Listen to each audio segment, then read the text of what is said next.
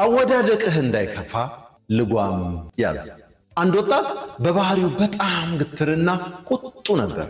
ስሜቱን መቆጣጠር ያቅተውና በትንሽ ነገር ይቆጣና ይጮህ ነበር። አንድ የጥበብ መምህር ወደ በረሃ ይዘውት ሄዱና አንድ እጅግ ፈጣንና ኃይለኛ የዱር ፈረስ ወይም ባለቤት አልባ ያልተገራ አሳዩት።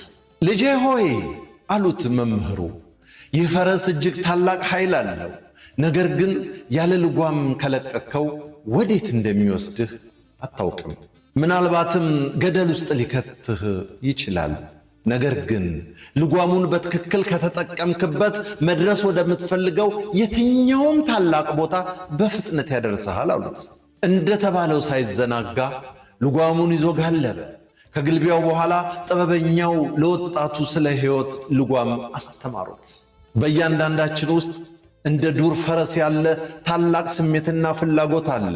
ልጓም የሌለው ስሜት ቁጣ፣ ጥላቻና ስድብ ናቸው። እነዚህ ስሜቶች አንዴ ከለቀቅናቸው ሕይወታችንን ገደል ውስጥ ይከቱታል። ጥንካሬ ማለት ስሜት የሌለው ድንጋይ መሆን ሳይሆን ያለህን ኃይለኛ ስሜት በልጓም ይዘህ ወደ በጎ ዓላማ መምራት መቻል ነው። ወዳጄ፣ ስሜታችሁ እንዲጋልባችሁ አትፍቀዱ። እናንተ ስሜታችሁን ጋልቡት። ትክክለኛ አሸናፊነት ሌላውን ሰው ማሸነፍ ሳይሆን የራስን ስሜት መግራት ነው። ዓለምነህ አዛናው ደሴ እንዳዘጋጀው፣ በለጠ ሸቴ ዘሀገረ ኢትዮጵያ እንዳቀረበው